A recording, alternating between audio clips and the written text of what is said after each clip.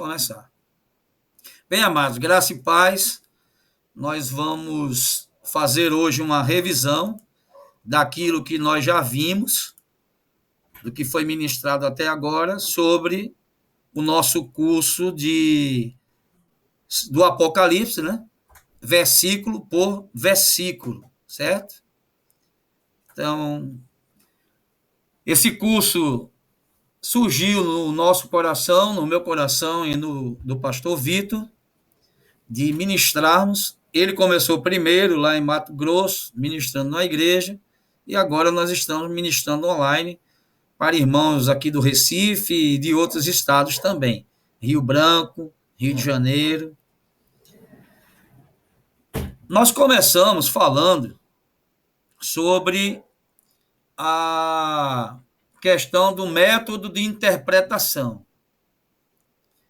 Basicamente, nós falamos aqui de dois métodos de interpretação: o literal e o método de interpretação alegórico. No método de interpretação literal, ele é fiel ao texto. Você não tem ali, tem, né? Mas você tem tudo para seguir de forma correta, sem inventar nenhuma heresia, baseando-se nos versos anteriores e posteriores daquele texto que você está ministrando, ou lendo, ou meditando, também no contexto histórico, cultural da época. Então, são as ferramentas que nós usamos, a gramática e os contextos históricos e culturais. Também o contexto dos versos anteriores e posteriores àquele texto que você está ministrando ou estudando. Basicamente, esse é o método de interpretação literal, certo? O método de interpretação alegórico, ele é totalmente livre, certo? Berg, fecha teu microfone, por favor, Berg. O método de interpretação alegórico, ele é livre, ou seja, a pessoa vai interpretar o texto conforme a vontade e o querer dela. E aí é aí onde surgem as heresias. E a partir da heresia vem a seita, certo? Porque onde há uma heresia, existe uma seita. Basta que haja uma heresia para que haja uma seita. Então, nós temos que ter o cuidado em relação ao método de interpretação. Nós nos baseamos no método de interpretação literal das Escrituras. Alguém tem alguma dúvida até aqui? Não? Da minha parte, não. Até agora, não. Então, ok. Então, vamos continuar. Se tiver pergunta, por favor, façam, tá? Vamos falar um pouquinho das correntes escatológicas. Eu não vou falar de todas, eu vou falar apenas da que nós cremos, certo? E por que nós cremos nesse método, nessa corrente escatológica, tá?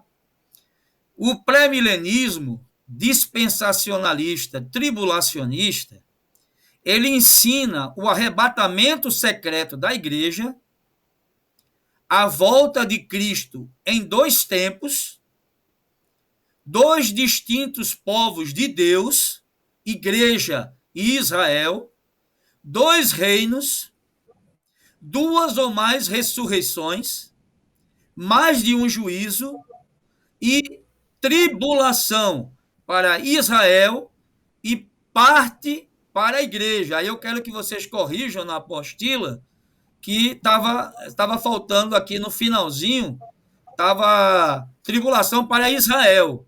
Não é só para Israel, é para Israel e parte para a igreja. Por quê? Porque nós cremos que a igreja irá passar por um período da tribulação, da grande tribulação. Certo? Alguma observação, Vitor, aí? Não. Alguma pergunta? Mas esse período de tribulação que a igreja passará são aqueles que Jesus terá arrebatado a igreja, eles só vão crer depois do arrebatamento ou Não, não? não. Nós iremos passar por um período da tribulação. O Senhor irá nos arrebatar num período da tribulação. A gente não tem como afirmar se serão 7 anos de tribulação, né? 3 anos e meio de uma falsa paz e 3 anos e meio de tribulação mesmo, daquelas que nunca foi vista na face da terra. Nesse período de 3 anos e meio de tribulação, o Senhor irá nos arrebatar em algum momento. Não sabemos se no primeiro mês, no primeiro ano, se no 1 ano e meio, em 2 anos, em algum período, baseado em quê? Eu quero passar para você isso, certo? Dentro das correntes escatológicas, como nós falamos aqui, nós cremos no pré-milenismo, dispensacionalista, tribulacionista. O que vem a ser isso? Pré-milenismo, a base. Qual a base, pastor, do pré-milenismo? Então, aí nós vamos aqui na palavra. Apocalipse, capítulo 20, verso 4. Certo? Então, vamos abrir aqui Apocalipse, capítulo 20, verso 4. Está aqui, ó.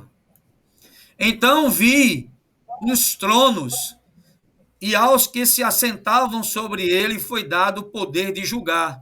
E vi as almas daqueles que foram degolados por causa do testemunho de Jesus e da palavra de Deus, e que não adoraram a besta nem a imagem, e não receberam o sinal na fronte nem nas mãos, e reviveram e reinaram com Cristo durante 1000 anos. Então, nós cremos que o milênio, certo? Ele não está acontecendo agora, mas que o milênio irá acontecer. Após o Senhor arrebatar a igreja dele, certo? Isso aí vai ser falado futuramente, eu não vou me deter muito, porque senão eu vou antecipar o assunto.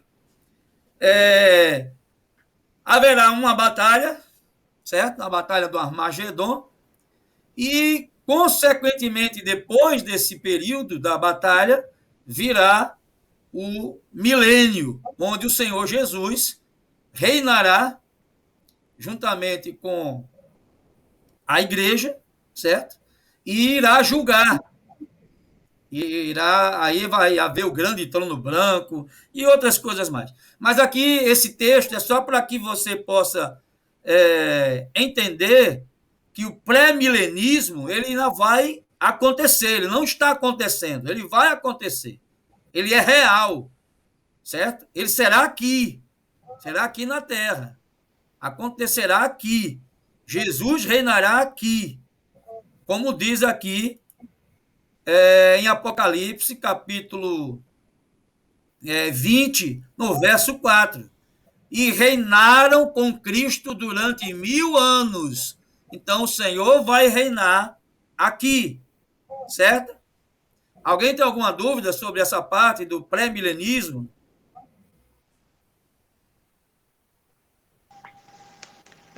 A paz, pastor. Paz. Eu também a rede que eu acredito naquilo que eu acredito. Por quê? Porque as pessoas dizem muito, não é antes, é depois. O pai, quando exorta o filho, o que é que acontece, né? Há um desejo dele de maturidade. Então, as pessoas, alguns, vão estar maduros e Deus vai permitir esse sofrimento. Verdade. Mas também como um presente para um filho, porque esse sofrimento a gente teve desde a igreja primitiva até hoje. É verdade. E Deus escolhe mesmo, tem irmãos que foram crucificados, queimados pela Inquisição Romana, muita coisa nessas décadas, né? Exatamente. Então, as pessoas dizem, não sei o que. Eu disse, olha, 100% a Bíblia não relata. Então, a gente sabe mais ou menos o período da grande tribulação, vai ser uma dor que a humanidade, feita a tragédia aqui em Pernambuco, né? morreu 126 pessoas, então a gente não tem noção que procurar o sentimento de morte ou a morte e não achar deve ser uma coisa terrível. É Porque verdade. hoje, com a dor, a pessoa bota na cabeça, eu vou tirar a vida e acaba, né? Verdade. E esse período, e alguns dizem que a gente não vai de forma nenhuma, de nunca a ausência de dor, porque uma pessoa que está sofrendo por qualquer besteira, ou até em países lá da janela 1040, né, que Isso. sofrem até hoje, eles são torturados e são mortos. Verdade. Não é a morte, que a gente compara muito a morte como o prisma, né? Para Isso. Deus disse que tem até prazer na morte. A gente, como tem a nossa alma, nossos sentimentos, a gente entra um pouco contrário por causa disso, né? É verdade. Mas Deus, a morte e a vida, para Deus é a mesma coisa. É verdade. Não existe distinção, né? Verdade. Então, eu também creio desse jeito, que algumas pessoas vão ficar até para fortalecer as outras que podem querer desistir da sua fé neste período. Que hoje Verdade. as pessoas, só pelo prazeres da carne, já desistem da sua fé. Verdade. Acha que Deus não tem nada para dar. E Deus já deu, que foi o filho dele. A vida dele para oferecer para a gente entrar no reino dele, né? Exatamente. Para nos livrar disso por vir, né? Desculpa aí. Disso por vir na grande, mas eu sempre digo assim, a gente não sabe o que é dor, a gente, ninguém que foi provou a morte que voltou hoje para a gente conversar com ela, mas deve ser uma Verdade. coisa terrível. Com E certeza. eu creio que a gente vai ser poupado, porque ele disse que na Terra, por mais sofrimento que a gente já viu, nunca houve, né? É. É verdade. Aí, você me permite, Mário? Aí, meu irmão, tem um problema, né? Vamos falar exatamente do que diz a palavra de Deus. O pastor Mário acabou de falar da interpretação literal. A nossa fé ela é baseada na interpretação fria da letra do Evangelho, tá? O que o Senhor nos assegura? Aonde está calcada a nossa esperança? A nossa esperança está calcada em Cristo Jesus. Ele é a nossa esperança. A esperança para a vida eterna. Então, quando você falou aí que alguns serão deixados para poder fortalecer outros na fé, não é isso que a palavra de Deus diz.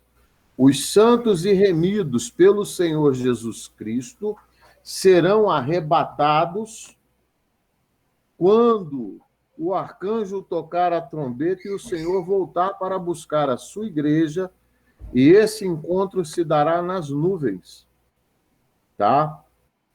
Aqueles que não forem arrebatados, não é porque foram deixados aqui para fortalecer a fé, não. Porque os que estão hoje aqui, nós, a igreja do Senhor, nós fomos resgatados para Cristo através da graça do seu sangue, e quem nos convenceu da justiça, do juízo e do pecado foi o Espírito Santo de Deus. E o Espírito Santo de Deus, quando a noiva subir, ele será retirado. Verdade. As pessoas que aqui ficarem, os mártires da grande tribulação, eles terão que sofrer, terão que ser martirizados Para serem e até salvos. último para serem salvos.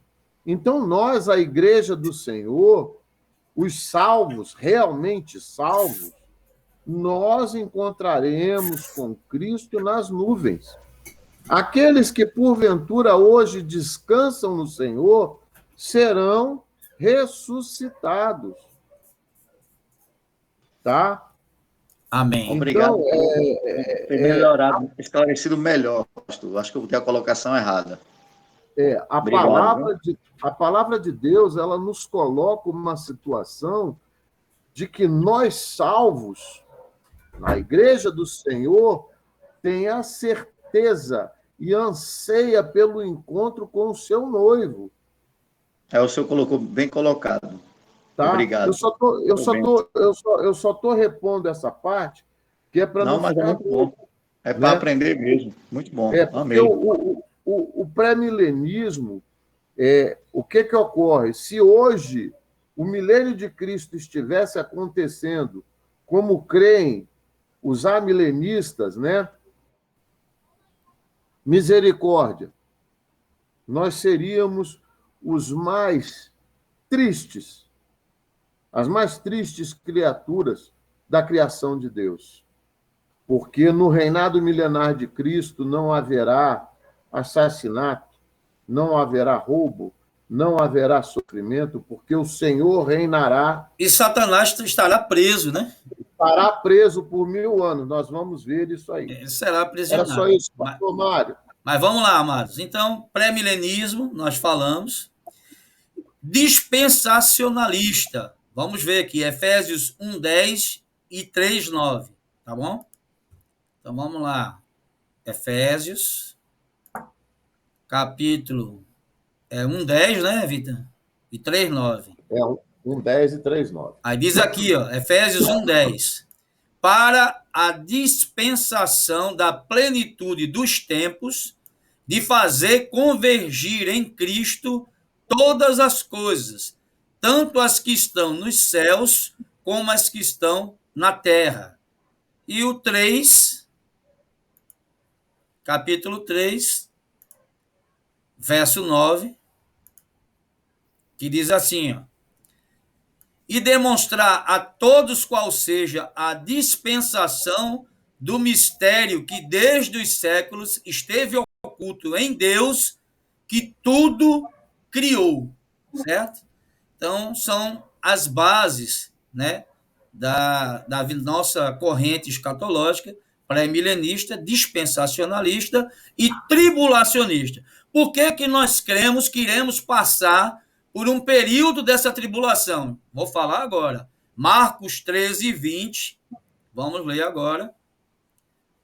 Evangelho de Marcos. O texto de Marcos e de Mateus é o mesmo, mas eu vou fazer questão de ler. Marcos 13:20. Diz assim: se o Senhor não abreviasse aqueles dias, ninguém se salvaria, certo? Então, prestem atenção. Se o Senhor não abreviasse aqueles dias, que dias? Os dias da tribulação, certo? Ninguém se salvaria, mas ele, por causa dos eleitos que escolheu, abreviou aqueles dias. O texto de Mateus, que é uma referência à mesma, é o mesmo, Mateus 24:22, eu vou ler aqui. Mateus 24. O título dos dois textos, pastor Mário, ele fala justamente, é o sermão que continua sobre a grande tribulação. Isso, está aqui, ó, o sermão que continua a grande tribulação. Os irmãos estão vendo? E aí no 22, ó. E se aqueles dias não fossem abreviados, ninguém se salvaria, mas por causa dos escolhidos, serão abreviados aqueles dias. Então, baseado nesses textos e em outros que nós não colocamos aqui, para não ficar também muito longo, certo? Nós cremos nessa corrente escatológica, pré-milenista, dispensacionalista, tribulacionista. Alguém tem alguma dúvida? Por favor, pergunte.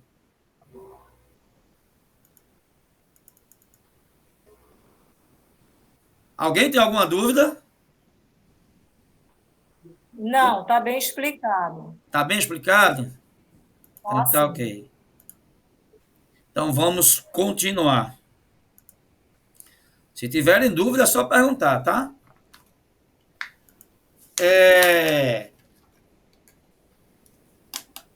Essa corrente de interpretação eclética, né, que nós falamos nas aulas anteriores, o que é que ela significa? Está aqui, ó. Entende que a interpretação do Apocalipse, deixa eu só fazer assim, porque eu não estou conseguindo nem enxergar aqui. Deixa eu puxar aqui. Pronto. Entende que a interpretação do Apocalipse deve ser flexível, abrangendo elementos de todas as correntes acima, as que nós falamos nas aulas anteriores, que eu tenho até aqui na apostila, se vocês estiverem aí com a apostila, a corrente preterista, histórica, poética, futurística, certo? abrangendo elementos de todas as correntes acima, sendo um livro que usa símbolos e descreve tanto o passado quanto o presente e o futuro da igreja. É por isso que ela é preterista, é por isso que ela é histórica, que ela é poética e que ela é futurista. Deu para entender, amados? Deu para entender? Alguma dúvida?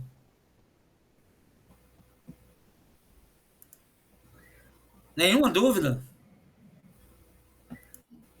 Então, amém. Patrícia colocou lá, amém. O autor do Apocalipse, não há dúvida, né? A maioria dos estudiosos e a tradição cristã apontam o apóstolo João, filho de Zebedeu, como o autor do livro, certo? E aqui tem algumas referências, depois você deve ler. A data, aqui aproximada, de 90, entre 90 e 100 depois de Cristo.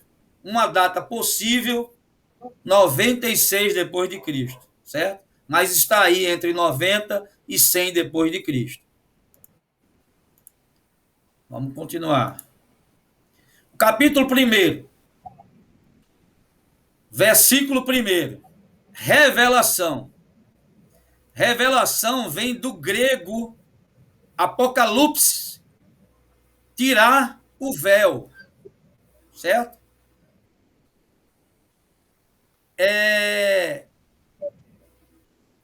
O versículo, eu quero até abrir para ler, que é bom. Quer que eu leia aqui, mano? Eu queria ler também, mas aí deu uma travada aqui. Mas leia aí para mim aqui, né? O verso 1.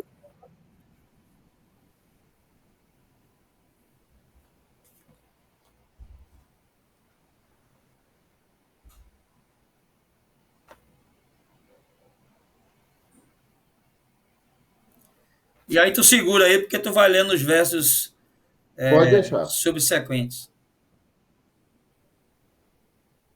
Verso 1. Assim diz a palavra do Senhor. Revelação de Jesus Cristo, que Deus lhe deu para mostrar aos seus servos as coisas que em breve devem acontecer, e que ele, enviando por intermédio de seu anjo, notificou ao seu servo João.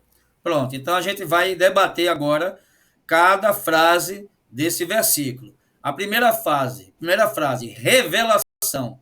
Revelação significa o Apocalipse, certo? É uma palavra que vem do grego, que eu já falei, apocalipsis, certo? Revelação é igual a Apocalipse, tá bom? De Jesus Cristo. Significa o quê? Que vem de Jesus Cristo, certo? Essa revelação veio de Jesus Cristo. É dele, certo? É dele a revelação. Para quê? Para mostrar aos seus servos, tá bom? A revelação é para nós, povo de Deus.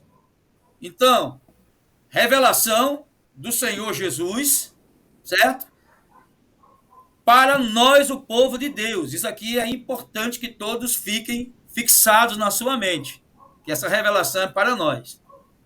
Em breve devem acontecer, referência à contemporaneidade do livro para a sua época, o primeiro século, né, entre aproximadamente aí 96 depois de Cristo, certo? Alguma observação aqui? Não. Não, né? Alguma dúvida, amados? Nenhuma? Estou esperando dúvidas, hein? Não tenho dúvida nenhuma, não. Tá tudo bem claro. Amém. Então, glória a Deus. Bem, vamos lá. Continuando ainda o verso 1. Anjo. Anjo significa mensageiro, certo? Anjo, na Bíblia, significa mensageiro. Noticiou. O que significa noticiou? indicar ou ensinar por símbolos, certo? Noticiou significa indicar. Licença. Pode Licença. falar, pode falar. Aqui não está noticiou, não. Aqui na apostila está notificou. Pronto. Aqui deve ter sido um erro meu de digitação. Eu fiz hoje, Noticiou, Berg. né? Eu fiz hoje noticiou, essa. né? Tá, então peraí. Noticiou. Corrige na hora. Noticiou. Ok. Aí tem notificiou. Pronto. Tá errado ainda, viu? Ainda tá errado. Tá, notificiou. Você Você colocou. Agora. Pronto. Essa apostila, essa apresentação eu fiz de ontem para hoje. Me perdoem aí, tá? Então, a palavra noticiou significa indicar ou ensinar por símbolos. Daqui a pouco a gente vai falar alguma coisa sobre símbolos. O verso... Pastor? Oi, pode falar, Juscelio. Não, é só uma dúvida assim. Quer dizer que o livro do Apocalipse ele foi escrito depois com 96 anos, depois de Cristo? Depois de Cristo. Ok, tá bom, obrigado. Essa De dúvida. nada. De nada, Obrigado. Versículo 2, lê aí para mim, por favor, Vitor. Só para trazer um esclarecimento. Amados, quando a gente pensar em 96 depois de Cristo, a gente tem que lembrar que esse 96 é após o nascimento. Tá? A contagem, a datação é após o nascimento de Cristo, e não Exato. após sua morte. Verdade. Ok. Senão, João já teria passado dos 100. É verdade. Até porque o tempo, né, as eras foram divididas antes de Cristo e depois de Cristo. Depois de quê? Cristo. Depois do nascimento. Exatamente. Muito bom, Vitor. Muito boa observação. Verso 2, lê para mim aí, por favor. O qual atestou a palavra de Deus e o testemunho de Jesus Cristo quanto a tudo que viu. Pronto, então a palavra no verso 2, atestou, significa o quê? Que ele foi uma testemunha ocular. Ele estava lá, ele viu, entendeu? Não contaram para ele, ele não ficou sabendo por outras pessoas, certo? Foi uma testemunha ocular, ele estava lá, presente, ele presenciou, ele viu tudo aquilo ali. Continuando. Verso 3 agora, aqui. Vitor? Peraí, deixa eu abrir a minha palavra aqui. Não, já tá na mão já. Tá na mão? Bem-aventurado aqueles que leem e aqueles que ouvem as palavras da profecia e guardam as coisas nela escritas, pois o tempo está próximo. Amém. Então vamos lá. A gente já sabe que bem-aventurado significa abençoado, felizes, né? Porque tem lá as bem-aventuranças, certo? Lá em Mateus, se não me engano, 6, 7 e 8, tem as bem-aventuranças. Então, bem-aventurado significa felizes, muito feliz, abençoado, tá? Esse é o significado da palavra bem-aventurado. É a felicidade do coração que está em paz com Deus, tá? Bem, é bom a gente frisar isso aqui. É a felicidade do coração que está em paz com Deus. É a primeira das 7 bem-aventuranças pronunciadas no livro de Apocalipse. Então, nós vamos ver durante o curso, certo? Mais 6 bem-aventuranças. Essa é a primeira das 7. Ok? Vamos lá. Agora, aqueles que leem significa ler em alta voz, ou seja, uma leitura para que muitos possam ouvir. Certo? Na verdade, quando a gente está lendo a Bíblia, muitas vezes, ou lendo, a gente corre um risco, se não tivermos cuidado, de ler a Bíblia como a gente lê um um jornal, uma revista ou qualquer outra coisa. A gente não está prestando atenção, certo? Esse ler aqui significa que ele estava com atenção, mas ele estava também lendo em alta voz. Para quê? Para que outras pessoas pudessem ouvir, certo? Uma leitura para que muitos pudessem ouvir. Aqueles que ouvem, aqui também tem um detalhe. A palavra de Deus enfatiza a importância de ouvir com atenção e reverência. Existe o escutar e existe o ouvir, certo? Eu estou escutando agora algum som de algum microfone que deve estar ligado aí, não sei se é o de Juscelio. Eu estou escutando alguns sons aqui, o cachorro, algum carro passando na rua, enfim. Mas eu estou ouvindo, nesse momento, a aula sobre o Apocalipse. Então, eu estou atento, eu estou reverente, certo? A expressão aqueles que ouvem, o que nós temos que entender é isso, que é um ouvir com atenção e com reverência. Amém? Meditando naquilo que nós estamos ouvindo. Não é o seu, né, Juscelio? Então, me perdoe, Juscelio. Não dá para ver aqui de quem é que está ligado ou não. Mas foi para exemplo serviu, né, Juscelio?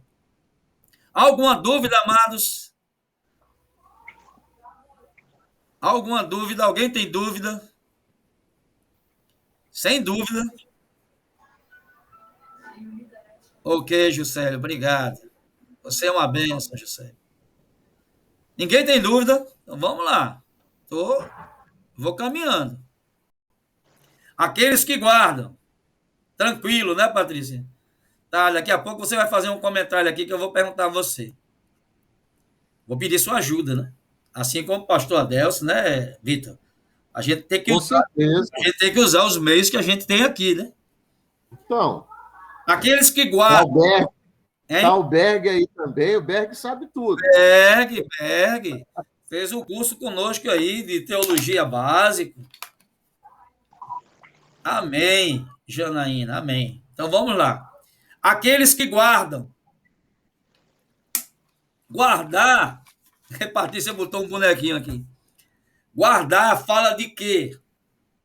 Fala de memorizar, mas fala também de obedecer.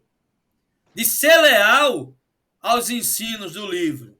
Porque não adianta somente eu conhecer a palavra. Eu tenho que obedecer, eu tenho que viver. Eu tenho que ser fiel à palavra. A minha vida tem que ser autenticada com a palavra. Senão, não tem valor algum. Certo? É o que diz Tiago, capítulo 1, verso 22, né? Sede, pois, praticantes da palavra e não somente ouvintes, enganando-vos a vós mesmos. Certo? Então, aqueles que guardam, não é só memorizar, mas obedecer e ser leal aos ensinos do livro. As palavras da profecia, tá? A igreja não deve desprezar o ensino das profecias. Tem até um texto aqui, 1 Tessalonicenses 5:20, que eu gostaria de ler. Deixa eu ver aqui se eu consigo. Vamos lá, Tessalonicenses 5:20. Diz aqui, ó, não desprezeis as profecias, certo? Foi até muito comentado na primeira aula sobre essa questão de profecia. Eu não vou me delongar, a não ser que vocês tenham alguma dúvida em relação a isso. Mas a gente falou que nós cremos, o pastor Vitor vai falar algo, nós falamos que nós cremos na profecia, certo? A profecia é a palavra.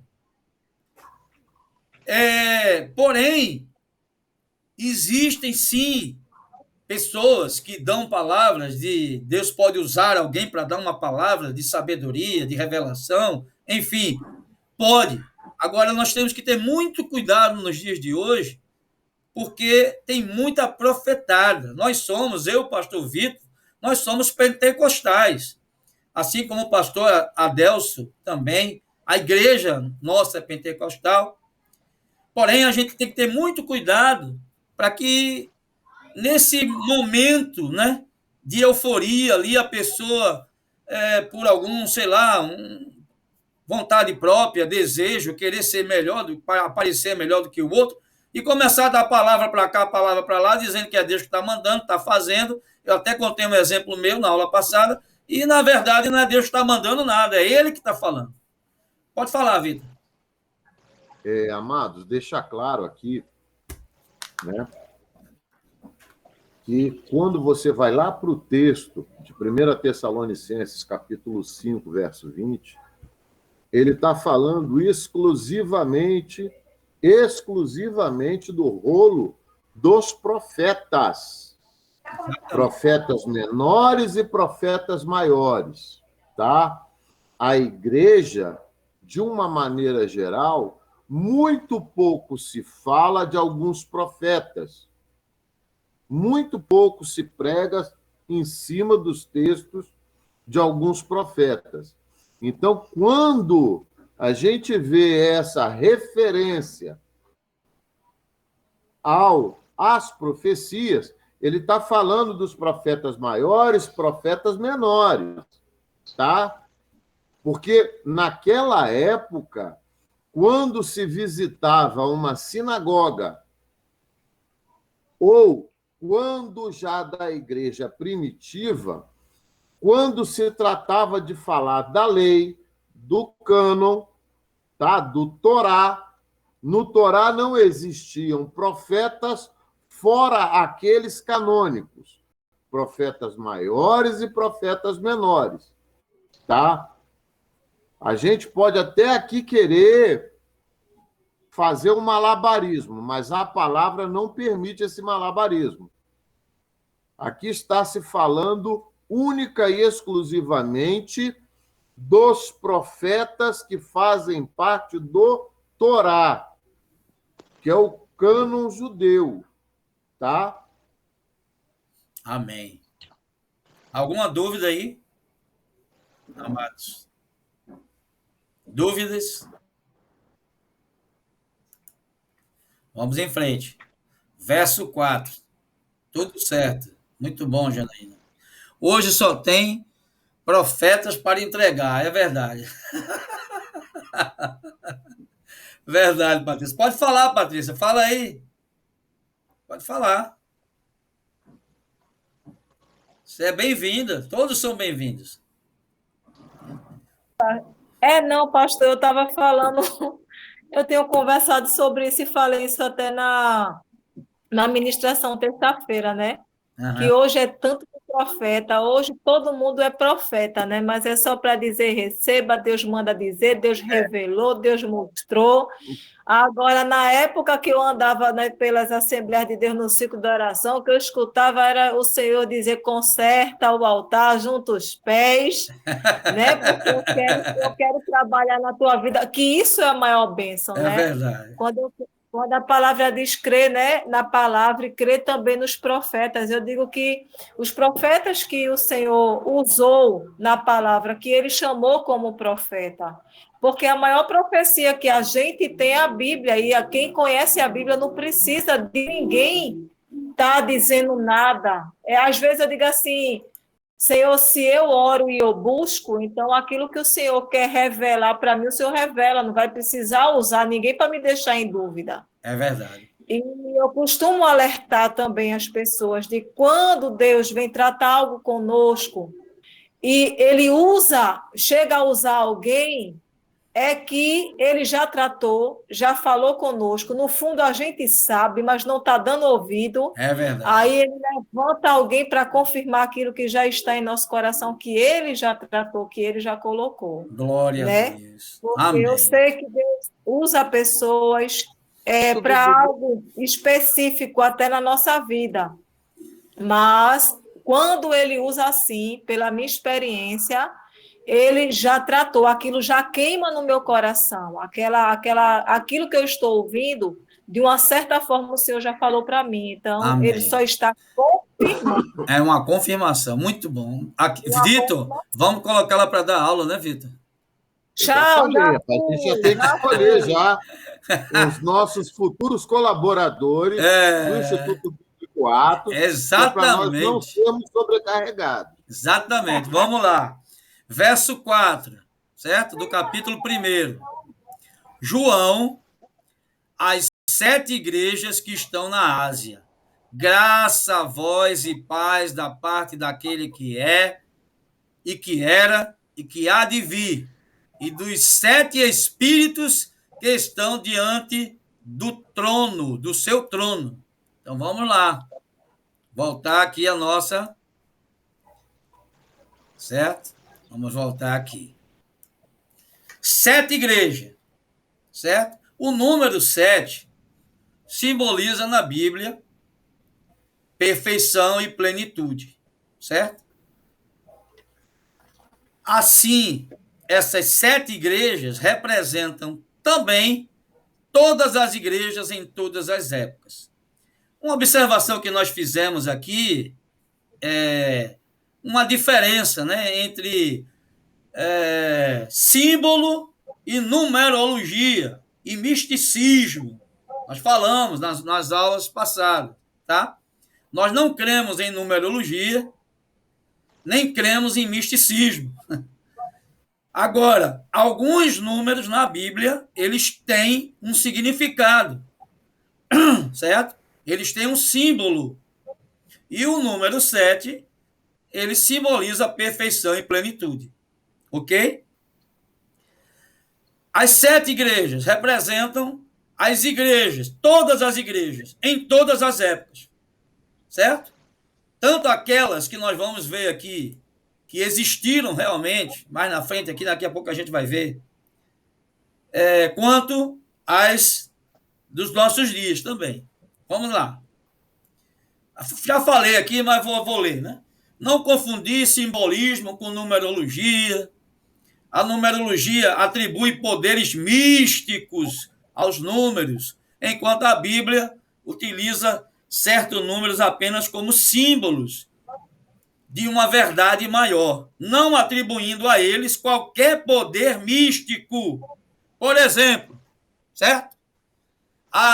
Continuando aqui, a numerologia satânica, a simbologia não. Numerologia satânica. Por exemplo, 7 sextas-feiras, vamos fazer a campanha de 7 sextas-feiras. Existe isso aí?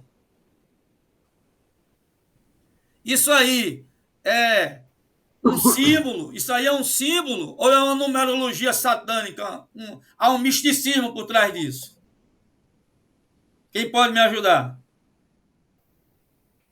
Eu acredito que há um misticismo em relação a isso, porque Deus ele não é limitado a campanhas. Verdade. E é justamente isso que está acontecendo hoje em dia. As igrejas, geralmente, que estão lotadas, são igrejas que usam desse atrativo, vamos dizer assim, para atrair as pessoas. Exatamente, Patrícia. Faz com que a igreja fique cheia, e aí as pessoas ficam vazias, porque qual é o fundamento de Cristo? É a palavra, né? É o evangelho. A pessoa, se a pessoa não está firmada na palavra, não conhece a palavra, e faz campanhas e mais campanhas, umas por acontecer de ter chegado o tempo de Deus fazer, aí atribui não a Deus, mas a campanha que fez, né? É verdade. Porque Deus fez, eu fiz aquela campanha, então, assim, foi por causa da campanha.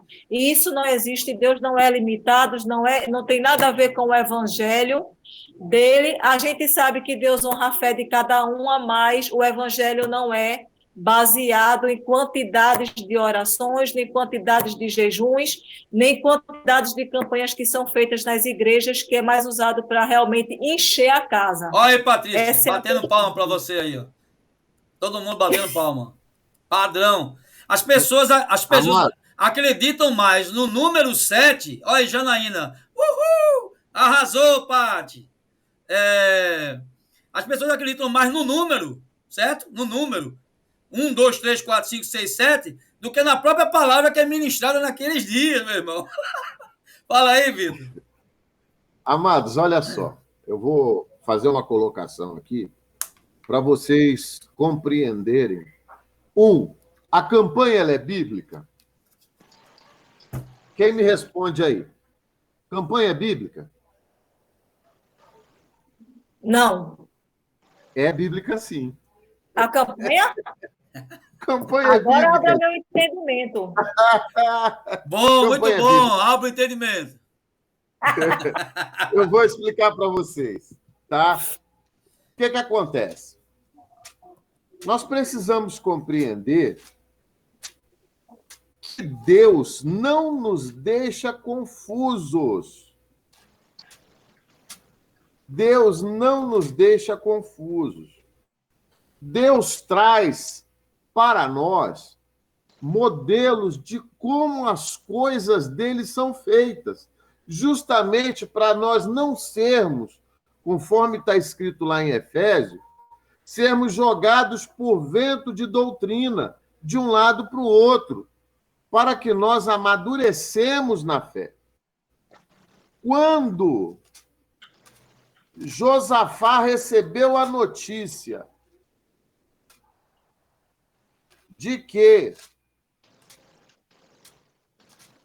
o rei assírio viria contra ele, tá? Vamos entender a palavra de Deus, né? Quando Josafá recebe a notícia, tá lá em Crônicas, o que vai acontecer? Ele clama a Deus, tá? Ele clama a Deus e ele convoca, ele faz uma campanha, ele reúne todo o povo de Israel em Jerusalém, o povo de Judá, perdão, em Jerusalém, e ele apregoa um jejum. Isso foi uma campanha que Josafá fez. E o Senhor, aí a gente vai entender a lógica do mover de Deus. E o Senhor,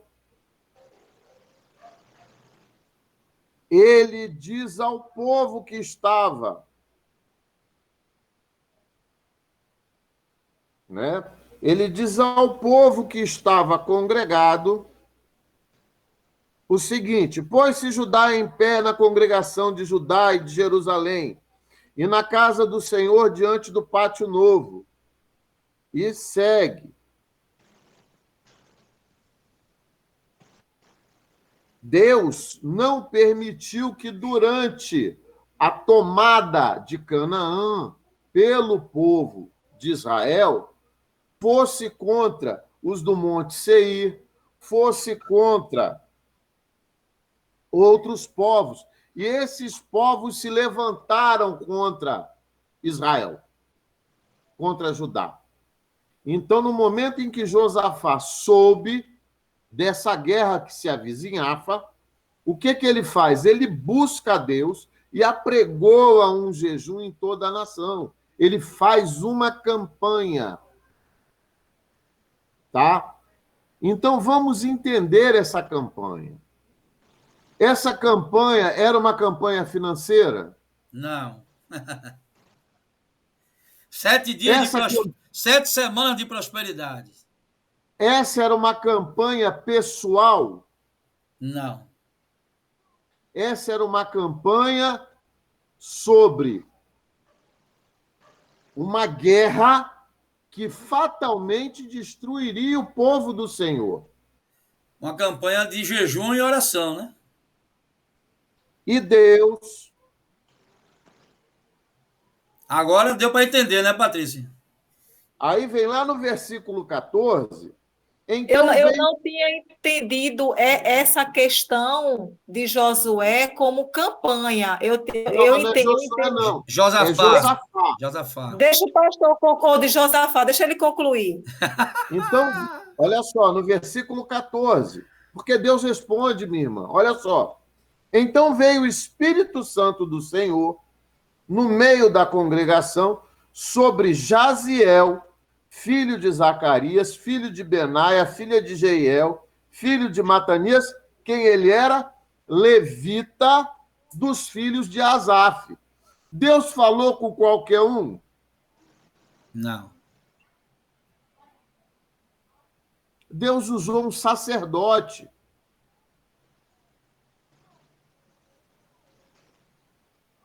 O Espírito Santo veio sobre um sacerdote, tá? E disse: dai ouvidos todo o Judá e vós, moradores de Jerusalém, e tu, ó rei Josafá, ao que vos diz o Senhor, não temais nem vos assusteis por causa desta grande multidão, pois a peleja não é vossa, mas de Deus. Amém, igreja? Amém. E no caso... Vocês estão entendendo como é o agir de Deus? Amém. Olha, o rei apregoou um jejum de oração, tá? Para que o povo, toda a nação de Judá, buscasse ao Senhor por uma resposta para o problema que se avizinhava. Tá? Isso foi uma campanha de jejum e de oração. E foi respondida por Deus através do Espírito Santo, que veio sobre um sacerdote. Dá licença, Pai de Jesus. Ou seja, campanha não é errado, dependendo da motivação da campanha. Se for uma campanha de... Não é isso? Exatamente, eu Depende da motivação da campanha. Se a motivação da campanha é outras coisas, aí é diferente. Não está na palavra. Exatamente. A campanha dos 7 pulos, prosperidade, isso não está. Isso não está. Peraí, como é que é? Como é que é, Beck? 7 pulos? Dos pulinhos. Mas também tem a campanha das causas impossíveis, tem a campanha das 7 voltas dentro das igrejas, tem aí da fogueira. A gente vai rodear as cadeiras durante 7 voltas. Mas isso não é bíblico. Fogueira santa. Olha só, deixa eu falar uma coisa para vocês. Na palavra de Deus, na Bíblia, eu só vi 2 tipos de campanha. Eu só vi a campanha para problemas impossíveis que só Deus pode resolver, que é o caso da campanha de jejum e oração, para que o Senhor livrasse o povo de Israel. Ali não era algo personalista, era uma campanha acerca do povo de Israel, do povo de Deus, tá? E a outra campanha diz respeito à saúde.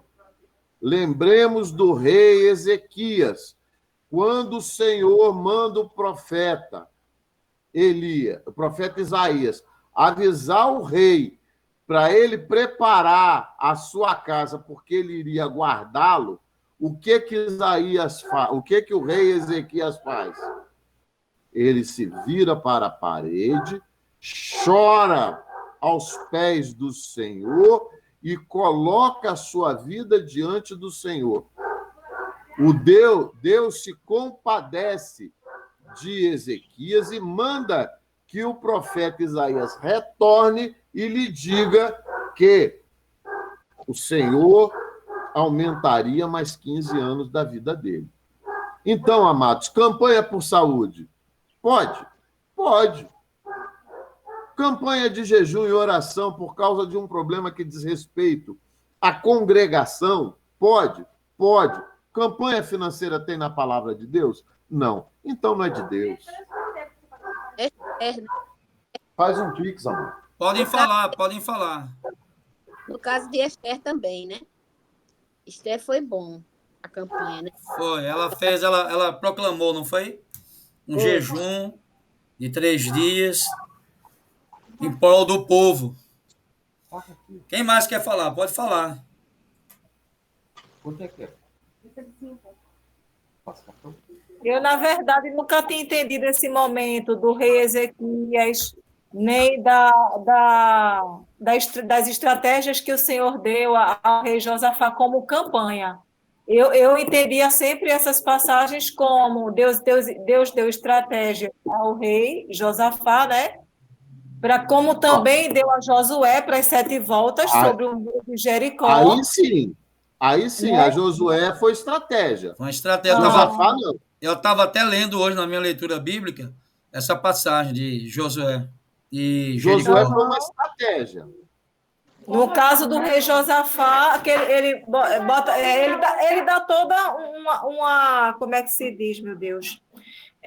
Porque ele fala, né? Bota os cantores e bota os levitas, ele vai arquitetando tudo, né? Assim, falando como é que ele vai colocando ali aquela situação, né?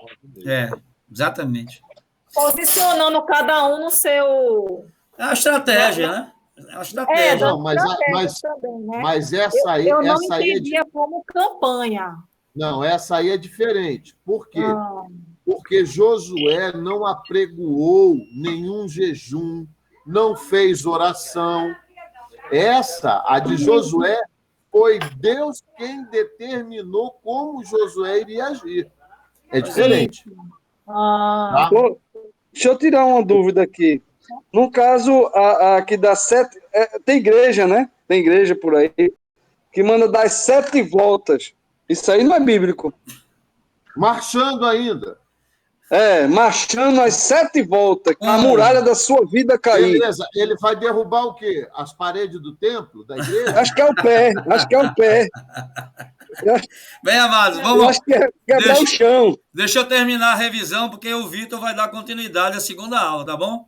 Então, essa parte aqui de símbolo, eu nem posso, tenho lá, tem Janaína disse que tem labirintite. Essa Janaína é uma benção mesmo.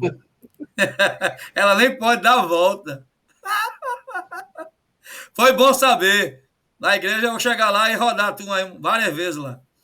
Então, irmão, falamos aqui sobre a questão do símbolo, tá? A diferença de símbolo, de numerologia, que é algo satânico, é místico, tá bom? Vamos dar continuidade. Na Ásia atual Turquia, certo? A Ásia Menor aqui, atual Turquia. Nós temos aqui, ó, só para relembrar, as 7 igrejas realmente elas existiram, certo? Laodiceia, Filadélfia, Sardes, Tiatira, Pérgamo, Esmirna, Éfeso e Pátimos, tá bom? Então, as 7 igrejas da Ásia, que hoje é a Turquia, aquela região pertence à Turquia, elas realmente existiram, ok? Vamos dar continuidade. Tem algum microfone aberto aí? Aquele que era e que há de vir é o próprio Senhor Jesus. Aquele que era e que há de vir, aquele que é, que era e que sempre será, está falando do Senhor Jesus, tá? 7 espíritos. Aqui, eu creio, certo? Como Isaías, capítulo 11, verso 2, que está se tratando do Espírito Santo, das múltiplas operações e manifestações do próprio Espírito Santo. Tanto que eu coloquei aqui, ó, para que a gente possa. Isaías 11, 2, ó. E repousará sobre ele o Espírito do Senhor, o Espírito de sabedoria e de entendimento, o Espírito de conselho e de fortaleza, o Espírito de conhecimento e de temor do Senhor. Então, o que nós cremos em relação a essa passagem é que está se tratando aqui, se falando realmente do Espírito Santo. Só que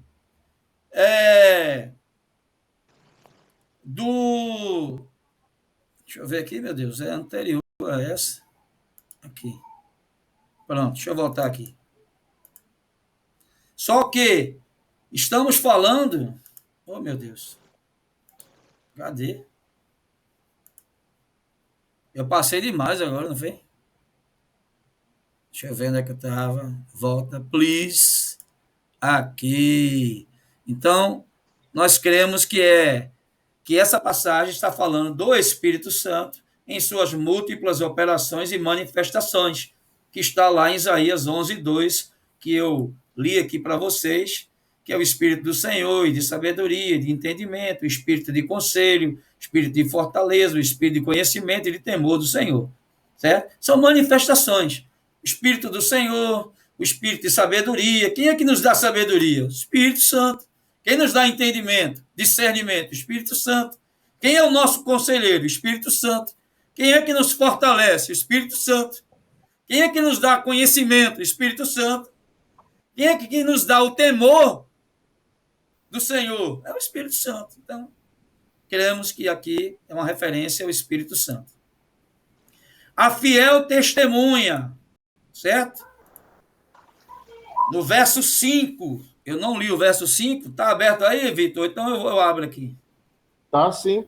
Tá? Lê aí para mim o verso 5. Só falta o 5 e o 6 para a gente fechar e você começar aí, continuar. E da parte de Jesus Cristo, a fiel testemunha, o primogênito dos mortos, o soberano dos reis da terra. Ok. Então, o verso 5 fala da fiel testemunha. Cristo é, de fato, o único que foi perfeitamente fiel ao Pai. Ele é a fiel testemunha. Certo? Ele foi fiel até a morte e a morte de cruz.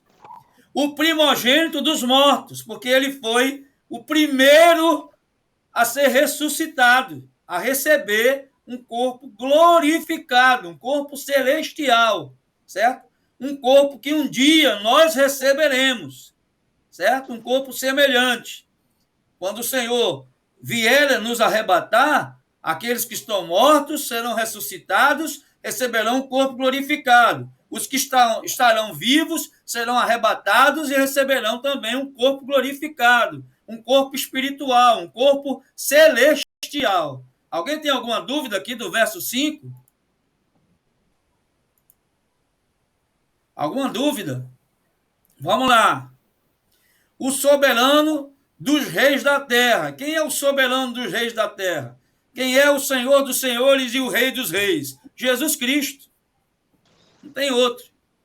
Aquele que nos ama. Aqui é só uma observação, para que a gente não venha esquecer. Não importa o que aconteça, não importa o que você esteja passando, não importa se você vê, se você não vê, se você sente, se você não sente, se você crê, se você não crê, certo? Não importa o que aconteça, nunca devemos duvidar do amor de Deus que é derramado sobre nós em Cristo. Amém, amados? Amor que foi provado na cruz. Então, independente, eu não estou crendo que Deus está comigo, mas Ele está, porque a palavra diz que Ele estaria conosco todos os dias até a consumação dos séculos. Já foi, amor? Amém? Pode falar, Deus. Vai falar, Deus? Alguma dúvida aqui? Alguma dúvida? Vamos lá, continuar para a gente encerrar. Pelo seu sangue, Cristo nos amou ao ponto de morrer por nós. Meu amado, ele pagou um alto preço. Como diz até uma música, né? Eu sei que foi pago um alto preço, uma música do Asaf. Pagou um alto preço pelos nossos pecados, através do seu sangue. Nos libertou, porque nós éramos escravos do pecado e, consequentemente, escravos de Satanás. Então, ele, na cruz, ele triunfou sobre principados e potestades e os expôs publicamente ao desprezo. Venceu o pecado. Jesus venceu o pecado na cruz. Então, quando ele vence o pecado, quando nós temos uma experiência de regeneração, de novo nascimento com ele, nós também nos tornamos vencedores, porque ele é que venceu por nós. Não é porque nós enfrentamos Satanás, o pecado, e vencemos. Não, é porque Cristo venceu. Então, ele nos libertou. De quem? Da escravidão. Nós éramos escravos do pecado, consequentemente, escravos de Satanás. Nós não tínhamos a opção de dizer não ao pecado. A gente simplesmente pecava. Hoje, em Cristo, nós podemos dizer não ao pecado. O pecado para nós é um acidente de percurso. Se pecarmos, confessar os vossos pecados e eles serão perdoados. Mas, para o cristão, nós estamos livres desse poder do pecado, dessa escravidão do pecado, de ter que pecar. Graças a Deus que nós estamos livres disso. Amém? Pastor Cândido, deixa eu só falar uma dúvidazinha. Pode falar. Uma dúvida não, é acrescentar.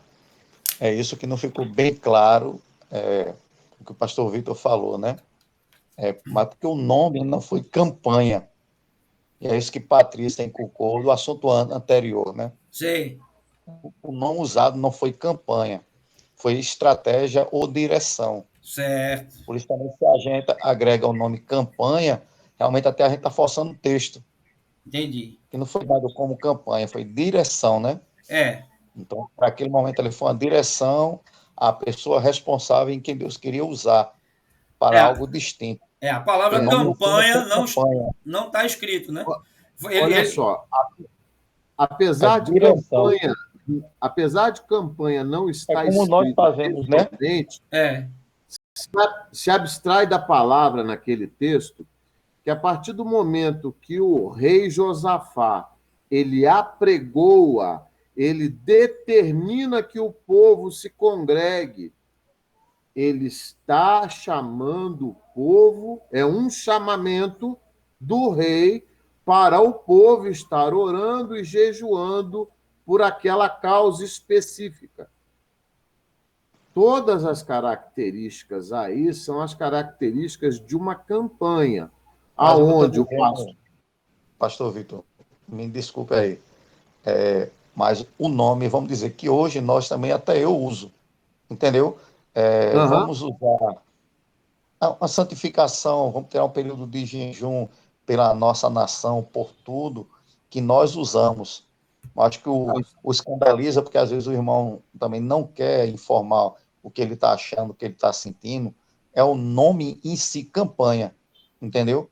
Entendi. Porque muitos amigos, até sério, ele usa o nome campanha, mas eles fazem, vamos dizer, como estratégia. Corrente, para as pessoas... alguma pessoa. Entendeu? Eu compreendo, sim. É igual corrente, né? Dá a impressão que nós somos almas penadas carregando estamos a correr.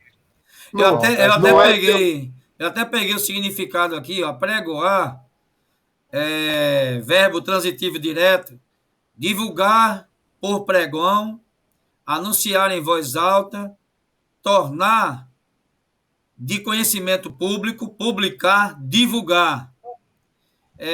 Transitivo direto e pronominal, tornar-se muito conhecido, promover-se.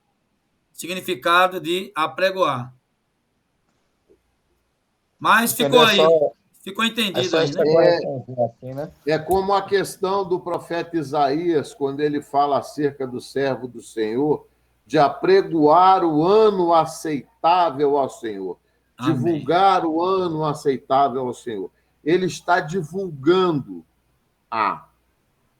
como hoje, as igrejas que querem fugir dessas terminologias, que é para não dar uma conotação meio pejorativa, que fora da palavra, pejorativa, aí vem a questão da estratégia e outros nomes que a gente queira dar. Mas é diferente. Quando a gente vê essas situações, como a do rei Josafá, a do rei Ezequias, a questão de Naamã. Eu ia falar agora. Entendeu? A questão do general Naamã. A gente precisa entender que são coisas completamente distintas e diferentes, né? E específico para uma pessoa, como uma estratégia, né? E que o povo de Deus deve usar isso somente como uma referência. Tá? É isso aí. É só para agregar mais valores, né? Amém. Amém. Amém. Glória a Deus. Lê o verso 6, aí eu termino aqui a revisão e o Vitor vai dar prosseguimento. Lê aí para mim aí, Vitor. Esse verso 6 enche o meu coração de alegria, viu, irmãos? Manda fogo. E nos constituiu reino, sacerdotes para o seu Deus e Pai. A ele a glória e o domínio pelos séculos dos séculos. Amém. Bem, amém não precisa nem falar, né? Amém significa assim seja. Vamos lá. Nos constituiu reino. Os que receberam a Cristo, certo? Passam a fazer parte de seu reino. A partir do momento que você recebe a Cristo, você passa a fazer parte do reino dele. Tem até uma música do Dinho, que Ione deve lembrar, que dizia assim: para o reino do Filho, seu amor, para o reino do Filho, seu amor, nos transportou. Acho que Ione deve lembrar. Então, o Senhor, quando nós recebemos a Cristo, ele nos transporta do reino das trevas para o reino da luz, para o reino do Filho do seu amor, né? Para o reino de Cristo, para o seu reino. Amém? Sacerdote. Os crentes em Jesus têm acesso direto a Deus através de Cristo. Nós não precisamos, como era no Velho Testamento, ir a um profeta ou a um sacerdote para falar com Deus. Hoje, graças a Deus, o véu do templo foi rasgado de alto a baixo e nós temos livre acesso ao Pai. Em nome de Jesus, nós temos acesso a Ele.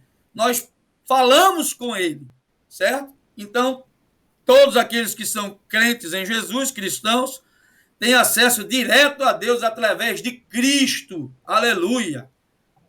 Pelos séculos dos séculos, ou seja, para sempre. Amém? Alguém tem alguma dúvida?